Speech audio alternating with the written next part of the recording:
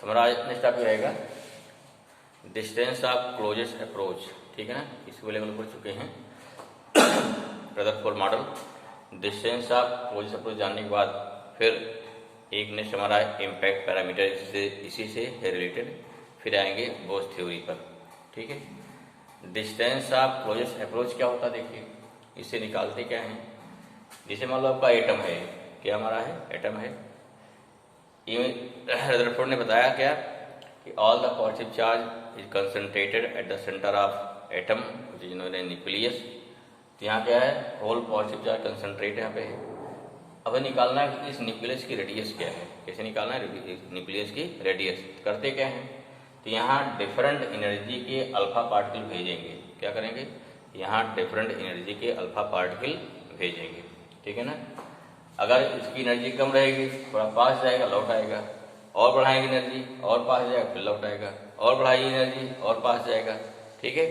तो एक ऐसे एनर्जी, इतना दीजिए एनर्जी जो क्या, जो एकदम इसके पास पहुंच जाए, ठीक है। जब वो न्यूक्लियस के पास पहुंच जाएगा तो उसके अंदर कंडीशन क्या होगा, the whole charge of nucleus is concentrated at the centre हो जाएगा। Suppose that Z is atomic number और ई क्या हो गया, चार्ज हो गया इसका। दैट्स क्या होगा, जेडी चार्ज कितना हो गया, ये हो गया चार्ज ऑफ न्यूक्लियस हो जाएगा।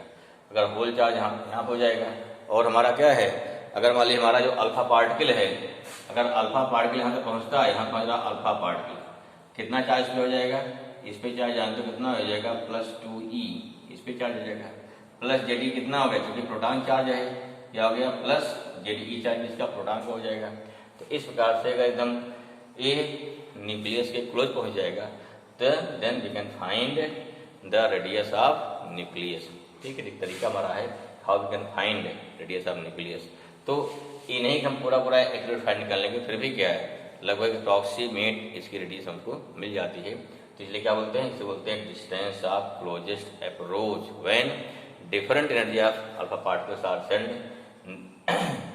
near to nucleus, then the energy due to which alpha particle reach nearest to the nucleus, then we can find R0, या क्या हो गया, ये हो जाएगा रेडियस ऑफ न्यूक्लियस। तब क्या लेंगे भाई इसमें मान लीजिए क्या है, अब देखते हैं यहाँ पे।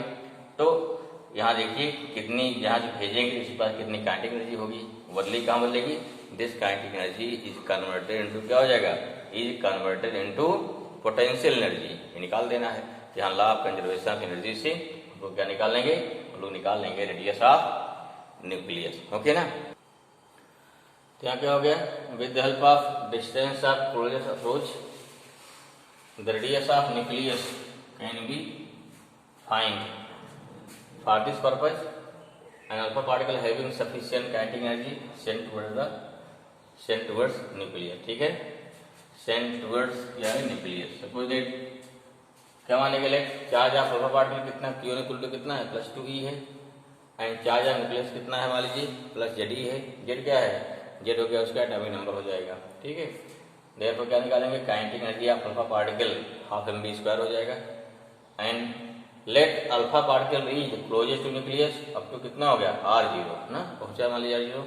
Therefore from law of conservation of energy, kinetic energy of alpha particle is equal to कितना हो गया, electric potential energy between alpha particle and nucleus. क्यों, जैसे जैसे उसके पास जाएगा तो रिपेल करेगा, तो क्या हो गया, इसकी काइनेटिक एनर्जी किस पे कन्वर्ट होगी, इलेक्ट्रिक पोटेंशियल एनर्जी। देयरफॉर क्या होगा, ½ इक्वल टू कितना हो गया, 1/4πε0 Q1 Q2 by R अर्थात Jd into 2Jd 2E upon R0। या देखिए यहाँ कितना होगा, R0 निकल आएगी, तो 1/4πε0 Z2Jd² बाई ½ mv²। ये हमारा क्या हो गया, this is the closest distance. इससे क्या निकालेंगे, जिसे निकालेंगे रेडियस ऑफ, क्या हो गया, जिसे निकालेंगे रेडियस ऑफ एटम, ठीक है।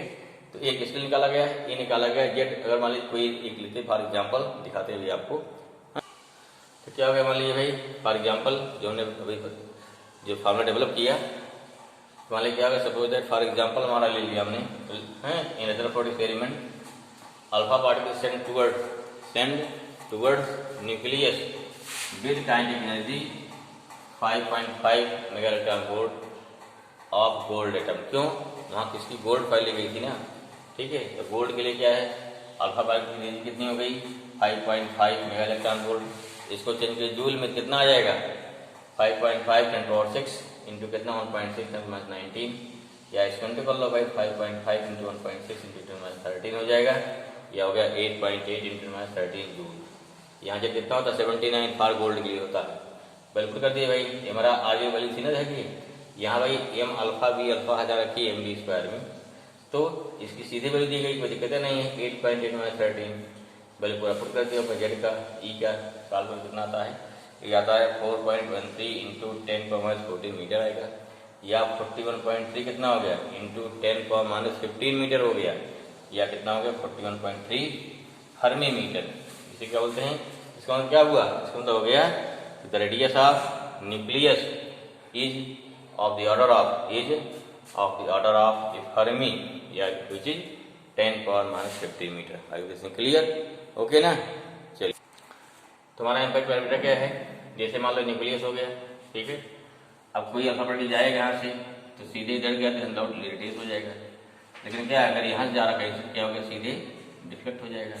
इस मतलब क्या हुआ, तो जो जिस पास से हमारा क्या जिस पास से अल्फा पार्टिकल जा रहा है और जो हमारा इसका एक्सिस हो गई, जो न्यूक्लियस की एक्सिस हो गई, तो इस न्यूक्लियस की एक्सिस और अल्फा पार्टिकल के जाने की जो डायरेक्शन है उसके बीच की perpendicular distance is known as impact parameter. That's why it is defined as the perpendicular distance of velocity vector of alpha particle ना, velocity vector of alpha particle, क्योंकि मूव कराने वेलोसिटी क्या होगा इधर सब direction. That's why velocity vector of alpha particle and the axis of nucleus which passes from centre of nucleus is known as impact parameter.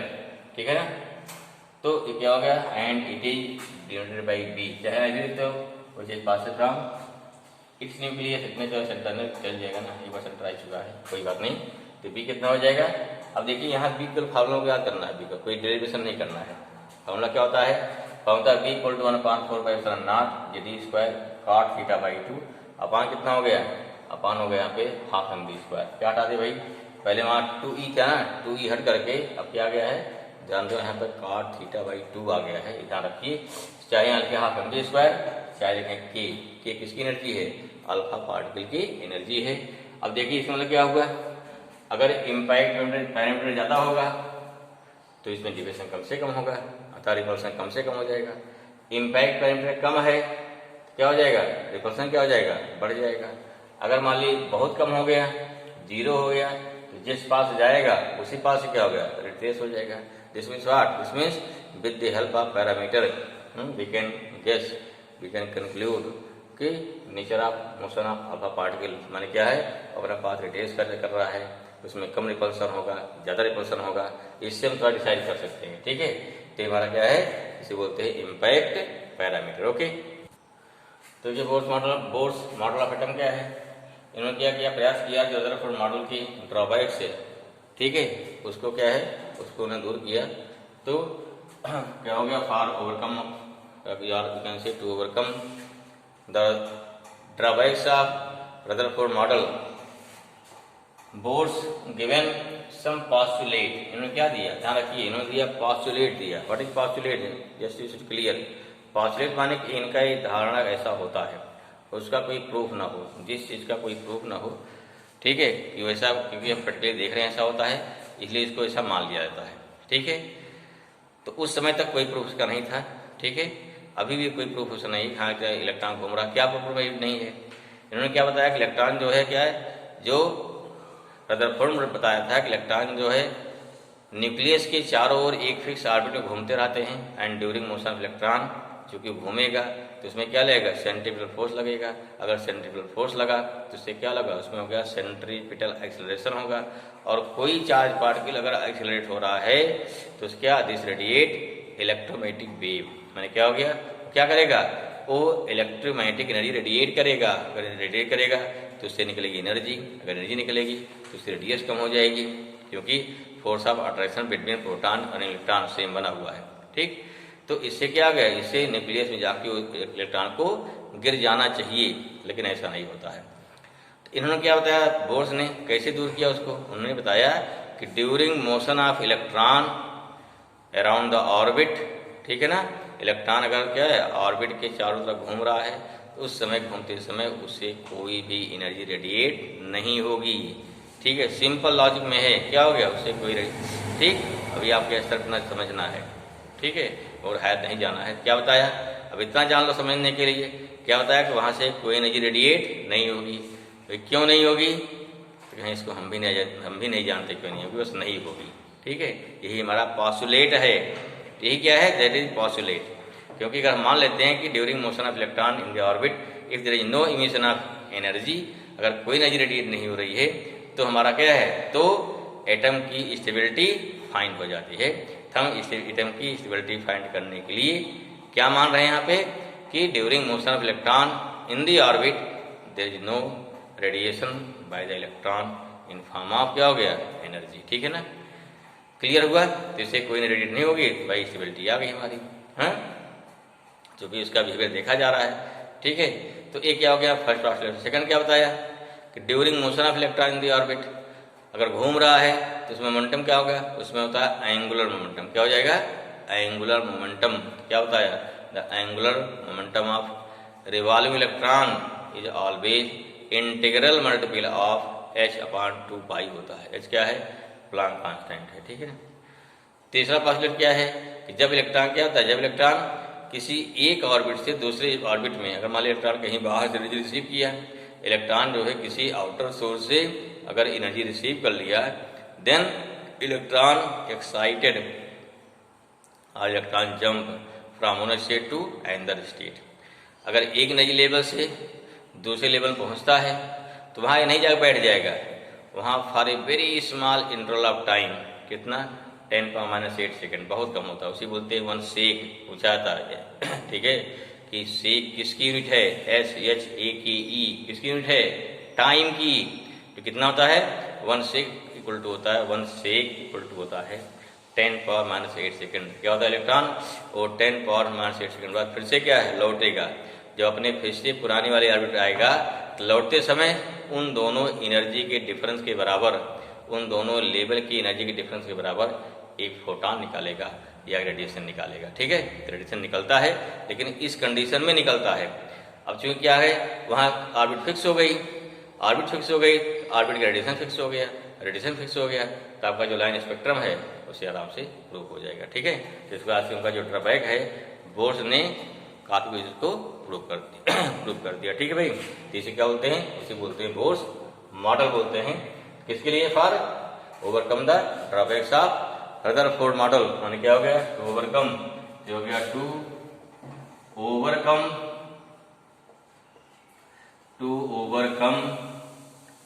The drawback. ठीक है, तो drawback और limitations of Rutherford model atom. ठीक है ना, means to overcome the drawback और limitations of Rutherford model of atom, some postulate given by Bose about the atom which is known as Bohr's model of atom। ठीक है, these are क्या क्या है, कुल 3 इनके हैं, कितने हैं, these are, कौन सा है, नंबर 1। ठीक है, नंबर 1 हो गया ड्यूरिंग रिवोल्यूशन ऑफ इलेक्ट्रॉन, जो इलेक्ट्रॉन घूम रहा है चारों तरफ, क्या हो गया, during revolution of electrons about the nucleus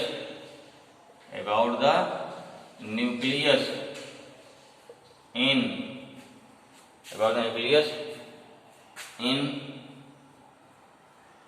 fixed orbit, about the nucleus in fixed orbit, in क्या हो गया, in fixed orbit, there is no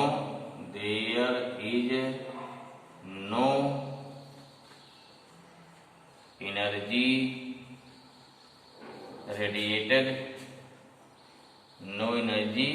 radiated, in form of form of electromagnetic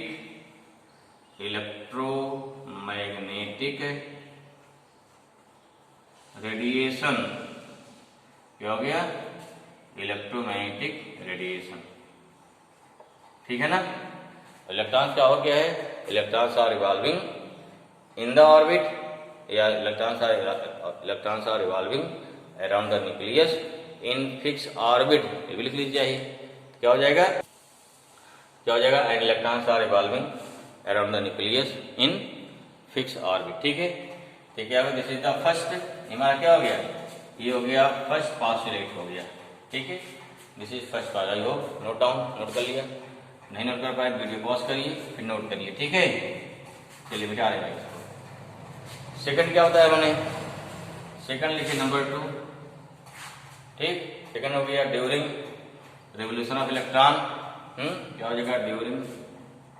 during revolution of electron around the nucleus, around the nucleus in fix orbit, in fixed orbit, the angular momentum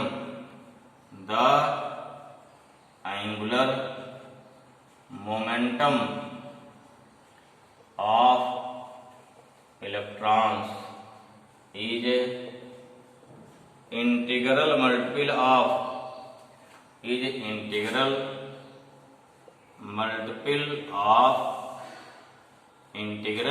multiple of h/2π। Therefore क्या हो गया? Therefore हो गया angular momentum, जिसे क्या बोलते हैं? L बोलते हैं। या कितना? एल इक्वल टू कितना हो गया?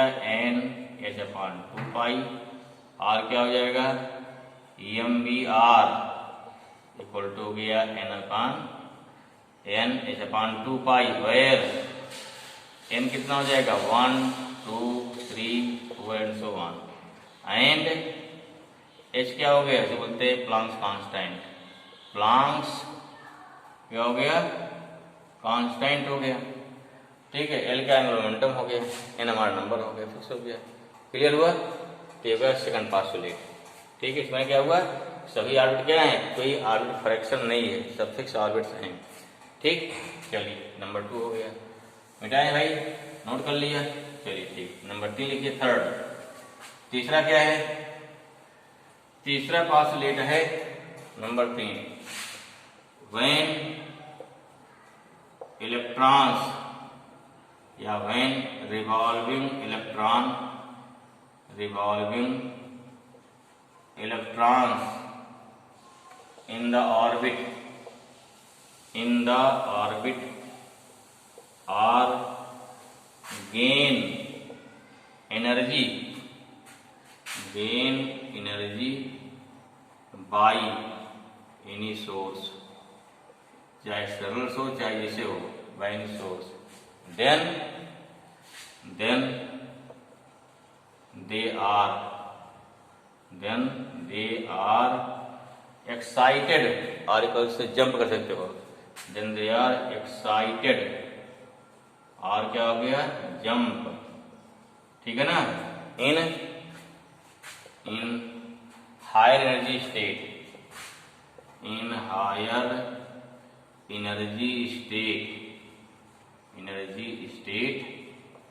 and after very small interval of time, क्या हो जाएगा? क्या हो जाएगा इस तरह से? they are excited और jump in high energy state and after very small interval of time, जो कितना है? 10⁻8 second, they return at its initial state and during return they emit a radiation which have energy, कितना होगा? the energy difference of both state। Clear हुआ? तो इस प्रकार से क्या, जब जंप करेगा फिर लौटेगा अपने पे, एक नहीं निकालेगा। तो मान ली क्या है? Let the energy of both state क्या है, of both state are E1 and E2, देखो कितना हो गया, देखो हो गया E1 सॉरी E2 माइनस कितना हो गया, E1 इक्वल टू कितना हो गया h न्यू, ये हमारा हो जाएगा। ठीक है, इसका क्या, this is the third postulate. अब ये हमारा क्या, this is the Bohr's model of atom. इसको ध्यान से पढ़ जाइए, समझ लेंगे तो रटने की जरूरत नहीं है, याद हो जाएगा। ठीक, अब इसकी बेसिस क्या है, अब निकाला जाएगा क्या कि जो हमारी ऑर्बिट है उसकी रेडियस क्या है, एनर्जी क्या है, इलेक्ट्रॉन की एनर्जी क्या है, वेलोसिटी क्या है, जो डिफरेंट पैरामीटर्स है। फिर आएगा हाइड्रोजन स्पेक्ट्रम, तो वेरियस पैरामीटर आएंगे, इसको हम पढ़ते हैं नेक्स्ट वीडियो। ओके भाई, चलिए, थैंक यू।